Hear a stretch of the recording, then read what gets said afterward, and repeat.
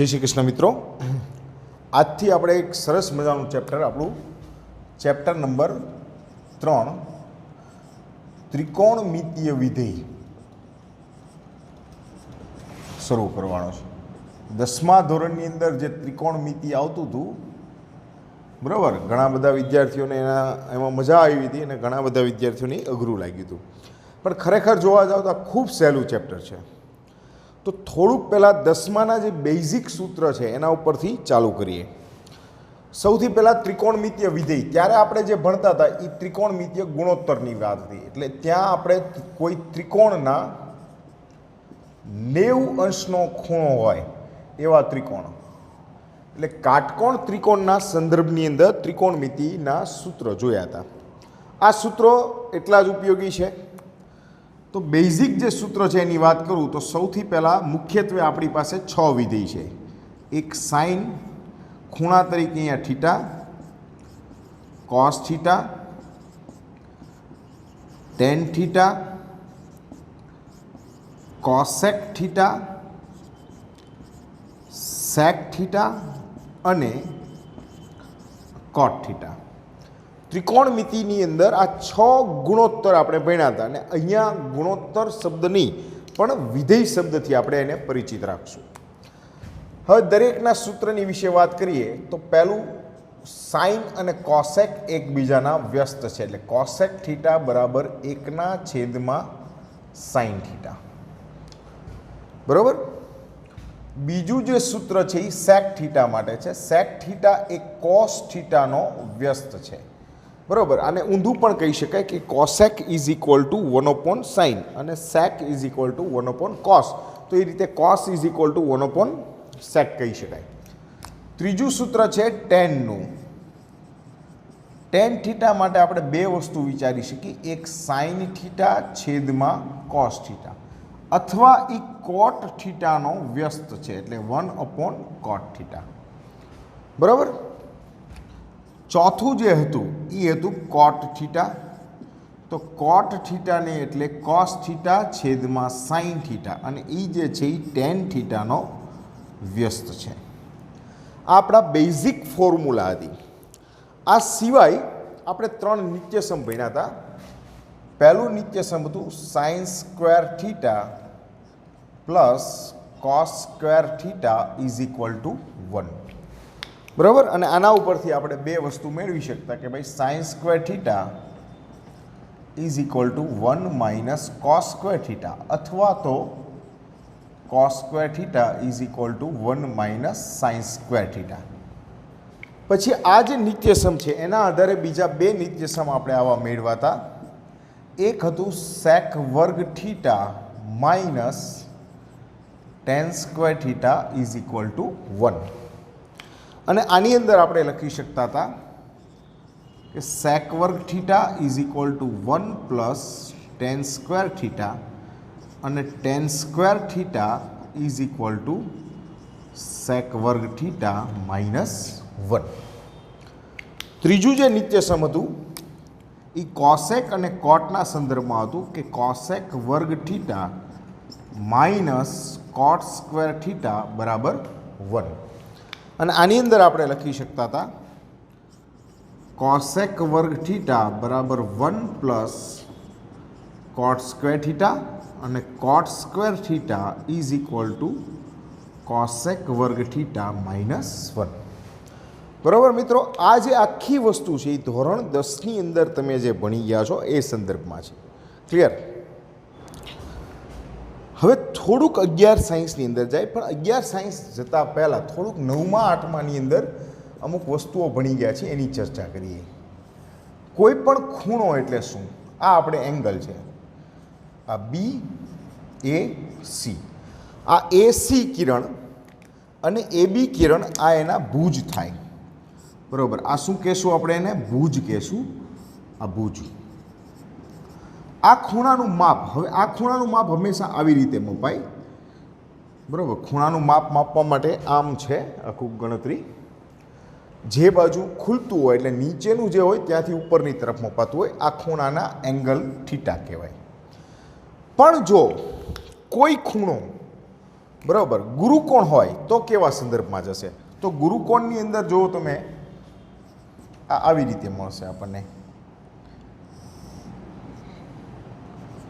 બરાબર.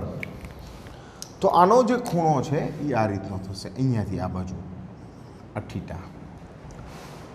હવે આપણે આના વિપરીત કોણની વાત કરી. વિપરીત કોણ અથવા તો એમ કહી શકાય કે વિરુદ્ધ ખૂણો. જો આ એક્સ અક્ષ અને આ રીતના ખૂણો હોય, દાખલા તરીકે આ બી એ સી, આ ખૂણાનું માપ કેવું થાય? તો કે આ ખૂણાનું માપ માપવામાં આવે અહીંયાથી, અને આ ખૂણો હોય માઇનસ માપનો.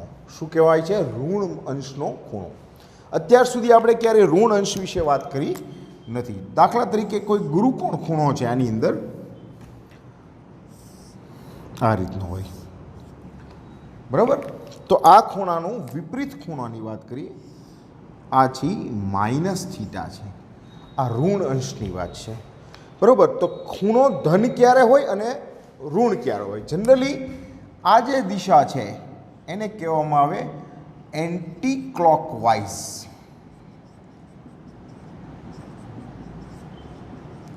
એટલે વિષમ ઘડીની દિશા. વિષમ ઘડી એટલે ઘડિયાળનો કાંટો જે દિશામાં ચાલતો હોય એનાથી વિરુદ્ધ દિશા.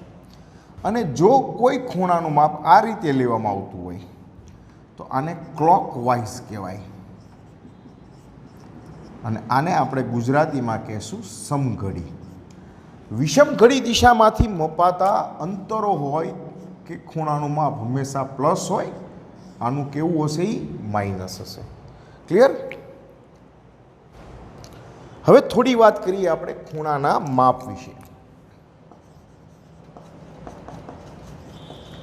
હવે અત્યાર સુધી જે ખૂણાનું માપ આપણે મેળવ્યું છે એ અંશમાં માપ મેળવ્યું. શેમાં મેળવ્યું છે? અંશ માપ મેળવ્યું છે. જનરલી અંશ માપમાં પૂર્ણાંક જ લીધા છે. 30 અંશનો ખૂણો, 40 અંશનો ખૂણો, 45નો ખૂણો, 55નો ખૂણો, 52નો ખૂણો, મૂળ રાઉન્ડ ફિગર છે.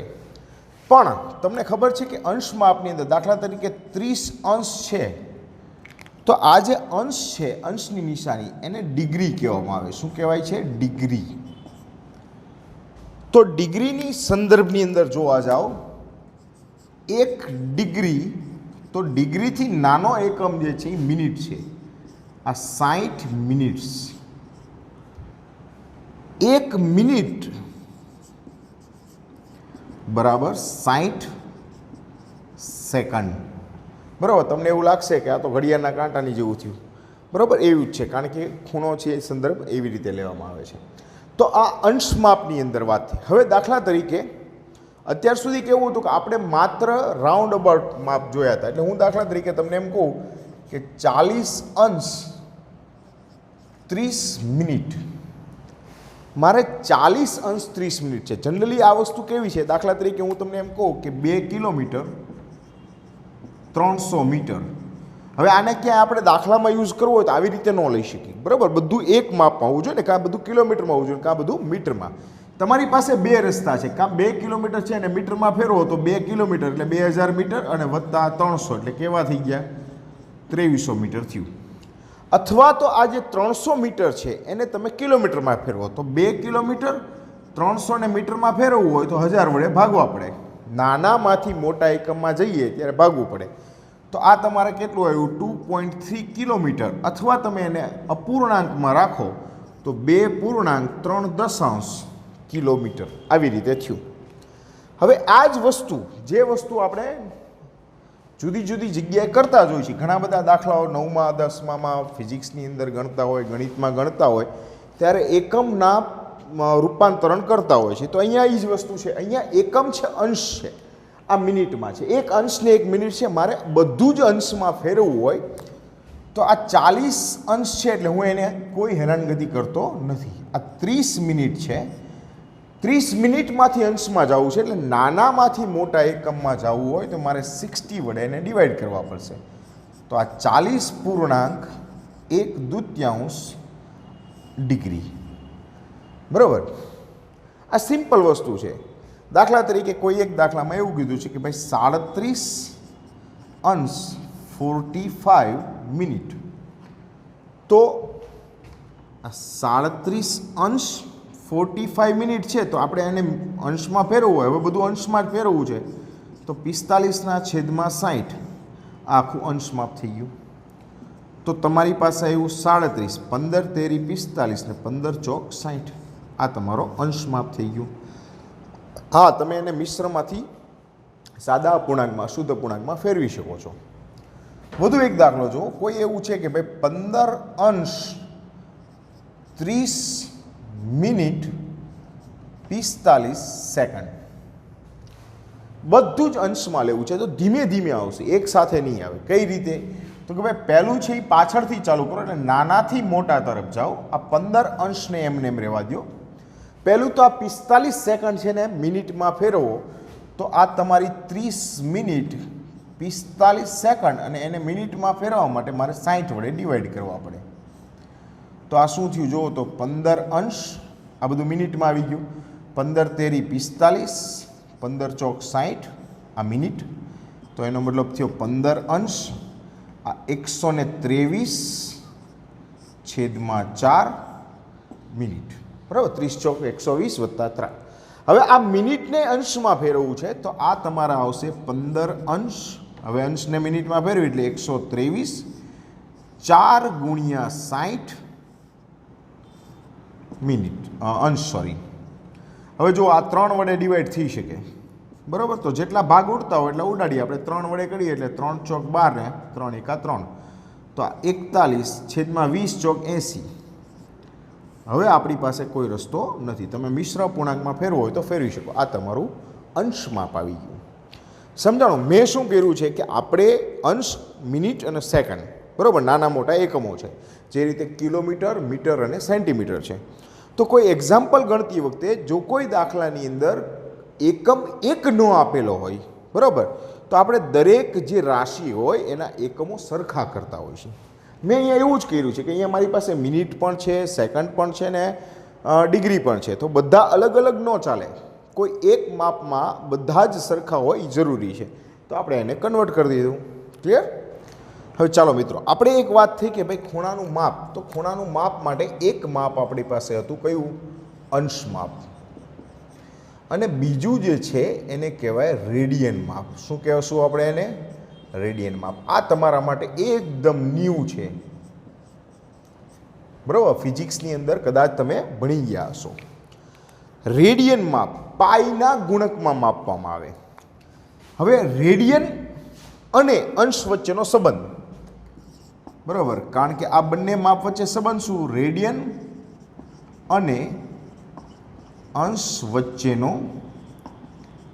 સંબંધ કેવો છે? બહુ સારા સંબંધો હોય બે વચ્ચે, દરેકમાં ફરી શકે. Metre, centimetre. તાપમાનના બે એકમો છે, સેલ્સિયસ અને ફેરેનહીટ. તો જો ફેરેનહીટમાંથી સેલ્સિયસમાં રૂપાંતર થઈ શકે છે, સેલ્સિયસમાંથી ફેરેનહીટમાં થઈ શકે. આ ઉપરાંત સેલ્સિયસ અને કેલ્વિન છે, તો સેલ્સિયસનું કેલ્વિનમાં રૂપાંતર થઈ શકે, કેલ્વિનનું સેલ્સિયસમાં. એ રીતે આ અંશ માપ અને રેડિયન માપ છે. તો રેડિયન માપનું અંશ માપમાં રૂપાંતર થઈ શકે, અંશ માપનું રેડિયન માપમાં થઈ શકે. તો એ બે વચ્ચે કંઈક સંબંધ એવો છે કે 1 રેડિયન અથવા 1 પાઈ રેડિયન, આપણે એને પાઈ રેડિયન કહી શકીએ. અથવા તમે એવું વિચારો કે 180 ડિગ્રી અંશ માપ એટલે 1 પાઈ રેડિયન માપ. આ સી કરું ને એટલે એનો મતલબ રેડિયન છે. 1 ન લખો તો ચાલે, કારણ કે 1 ગુણાંકમાં છે, બરાબર. આ એનો કન્વર્ઝન રેટ છે કે 180 ડિગ્રી હોય ત્યારે એનું રેડિયન માપ કેટલું છે? 1 પાઈ જેટલું. હવે પહેલી વસ્તુ, આપણે જે ખૂણાઓ ભણ્યા છીએ, બરાબર, એની જ ચર્ચા કરીએ કે ભાઈ દાખલા તરીકે 0 અંશ, તો સામે આ અંશ માપની વાત કરીએ, અંશ અને રેડિયનની, અને આ બાજુ હું લખું છું રેડિયન માપ, બરાબર. સિમ્પલ ત્રિરાશિ છે આમ જોવા જાવ તો. હવે 1 અંશ અથવા 0 અંશ હોય તો સામે રેડિયન પણ 0 જ થાય, કારણ કે 0 અંશ કોઈ ખૂણો જ નથી. પહેલું લઉં છું 90, મોટા મોટાની વાત કરી. 90 અંશ, 90 એટલે 180ના અડધા. હવે 180 એટલે પાઈ છે, તો 90 એટલે શું થઈ જાય? પાઈના છેદમાં 2. પાઈ એટલે 180. બીજું 180, તો 180 અંશ હોય તો એને તો પાઈ કહીએ છીએ. બીજું છે આખું સર્કલ ફરે એટલે 360 ડિગ્રી થાય, તો 2 વખત પાઈ થયા, 180 ગુણ્યા 2, તો આ થાય 2 પાઈ. આ રેડિયન માપ થયા બધા. સી લખવાની પછી દર વખતે જરૂર નથી. હવે થોડાક એવા માપ લઉં કે જે તમે બહુ જાણીતા છે, બરાબર. 30 અંશનો ખૂણો, સાઇન 30, કોસ 30, ટેન 30, એના માપ છે ને તમારી પાસે. 30 એટલે 180 ભાગ્યા 6 કરું તો 30 આવે. તો 30ને જો તમે રેડિયનમાં ફેરવો તો π/6 આવે. આ મૌખિક ગણતરીવાળા છે, પછી વધારે કરાવું છું. 45 અંશનો ખૂણો. હવે 45 એટલે શું થયું? 180ના 4 ભાગ, તો આને કહેવાય π/4. અને એક લઈએ આપણે 60 અંશ. પછી વધારે જશું આગળ ધીમે ધીમે, પણ અત્યારે આપણે 0 થી 90 વચ્ચેની વાત કરી. તો આ 60 એટલે 60 તરી 180 એટલે 3 વડે ડિવાઈડ કરું. તો આ એવા જાણીતા માપ છે કે રોજિંદા આપણે ઉપયોગ કરતા હોય, તો એના અંશ અને રેડિયન માપની ચર્ચા કરી. ક્લિયર? હવે મિત્રો, અંશમાંથી રેડિયનમાં અને રેડિયનમાંથી અંશમાં જવું હોય તો સૂત્ર કેવી રીતે બને? તો પહેલી વાત કરીએ આપણે, અંશમાંથી રેડિયનમાં જવું છે આપણે, બરાબર. આપણને અંશ માપ ધરાવતા ખૂણા આપ્યા છે અને એમાંથી આપણે રેડિયન માપ ધરાવતા ખૂણા મેળવવા છે. તો પહેલી વસ્તુ, 180 અંશ 1 પાઈ રેડિયન. જો એક્સ અંશનો ખૂણો આપ્યો હોય, કારણ કે આપણને કોઈ એક ખૂણો આપ્યો છે જે અંશમાં છે, આપણે રેડિયનમાં ફેરવવું છે, તો કેટલા રેડિયન? તો આપણું સૂત્ર બનશે રેડિયન માપ બરાબર એક્સ ગુણ્યા પાઈ છેદમાં 180. એટલે આ એક્સ શું છે? અંશમાપ. એટલે અંશમાપ ગુણ્યા પાઈના છેદમાં 180 કરો તો તમને જે તે ખૂણાનું રેડિયન માપ મળે. આ શેમાં કર્યું આપણે? અંશમાંથી રેડિયનમાં રૂપાંતર. એ જ રીતે રેડિયનમાંથી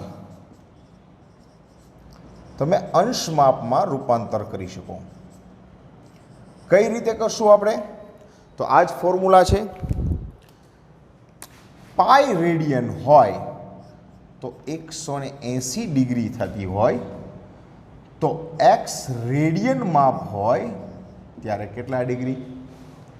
તો આનું સૂત્ર કયું આવશે? અંશ માપ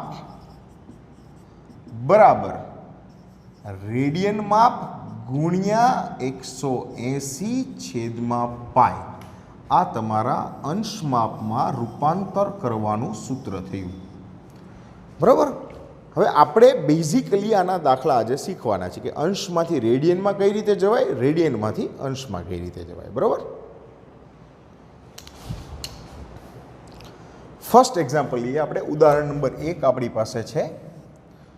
એની અંદર તમને એવું કીધું છે કે 40 ડિગ્રી 20 મિનિટને રેડિયન માપમાં ફેરવો. તો પહેલું કામ આપણું બધું અંશમાં હોવું જરૂરી છે, બરાબર, એક જ સિમ્બોલમાં. એટલે જ મેં પહેલાં એ શીખડાવ્યું હતું તમને. તો 40 20 ભાગ્યા 60 કરું એટલે મને આ અંશમાં મળી જાય, બરાબર. આ કેન્સલ. 20 ગુણ્યા 3 160, સોરી 60, 40.1/3 અંશ. તો આ થશે 121ના છેદમાં 3 અંશ માપ. હવે શેમાં ફેરવવું છે? રેડિયનમાં ફેરવવું છે, બરાબર. આપણે તો આપણી પાસે સૂત્ર છે કે રેડિયન માપ બરાબર અંશ માપ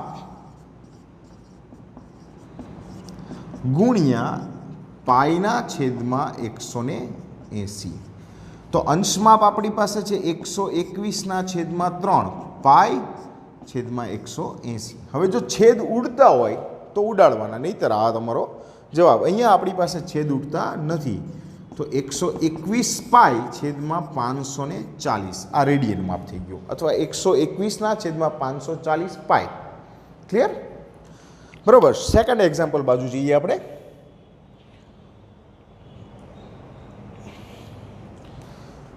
દાખલા તરીકે હું મારી જાતે જ એક લઉં છું ઉદાહરણ. 8 અંશ 20 મિનિટ 30 સેકન્ડ છે. આપણે એને અંશમાપમાં ફેરવવું છે. તો પહેલું બધું રેડિયનમાં ફેરવું છે. પહેલાં બધું શું કરશું? આપણે અંશમાં કન્વર્ટ કરશું. તો આ 8 અંશ 20 મિનિટ છે. આ સેકન્ડ છે એને મિનિટમાં ફેરવવું તો 20 30/60 આ મિનિટ આવી ગઈ.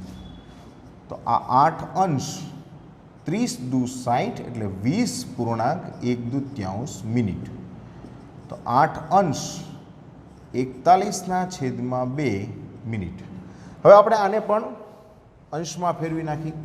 તો 8 41/2 ગુણ્યા 60 અંશ. તો આપણી પાસે કેવું આવશે? 8 41 60 દુ 120 અંશ. હવે આને મિશ્ર પૂર્ણાંકમાં ફેરવીએ. મિશ્ર પૂર્ણાંકમાં સાદા એટલે 12 × 8 960 વત્તા 41 એટલે 1001/120 અંશ આવ્યા. બરાબર. હવે આપણે એને રેડિયન માપમાં ફેરવી.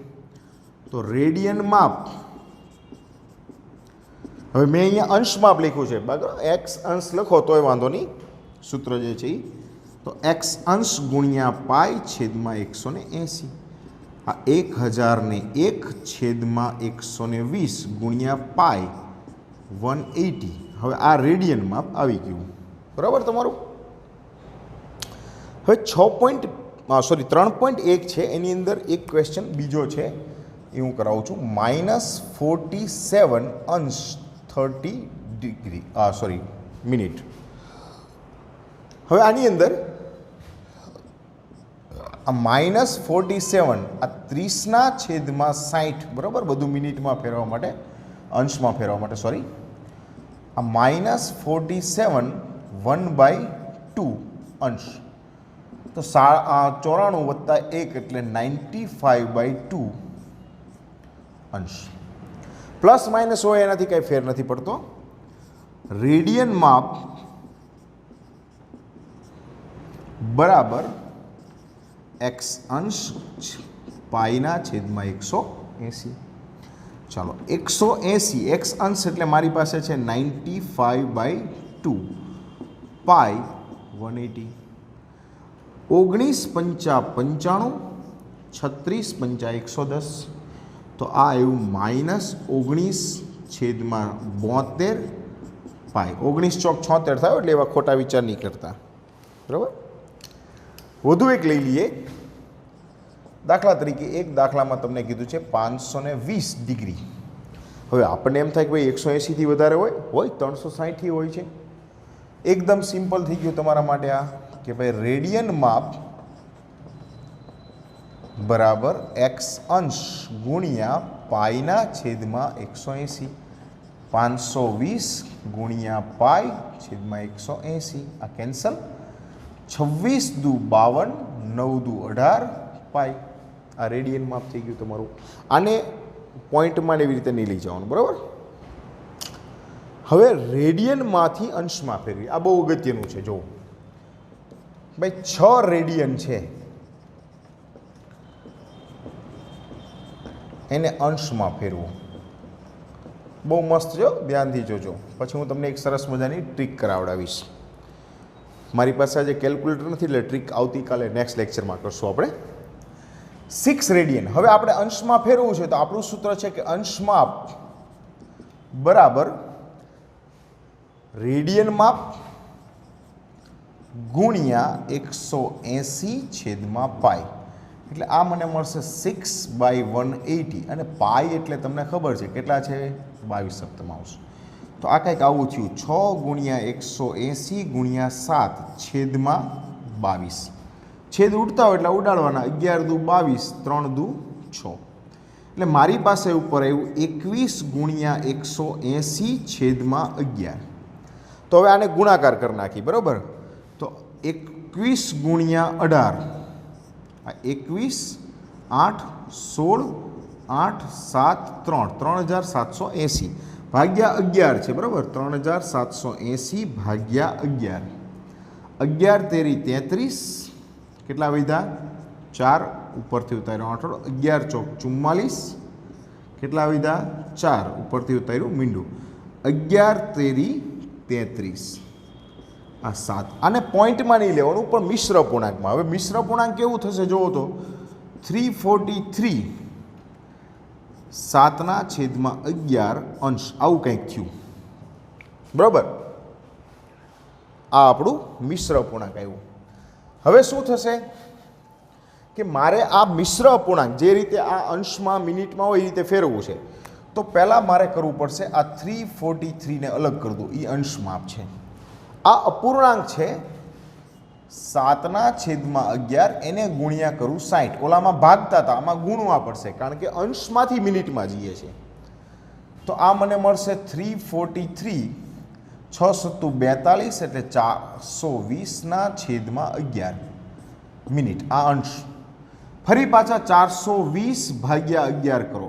11 તેરી 33, શું વધ્યું 9, ઉપરથી ઉતાર્યું મીંડું, 11 × 8 = 88, કેટલા વધ્યા 2.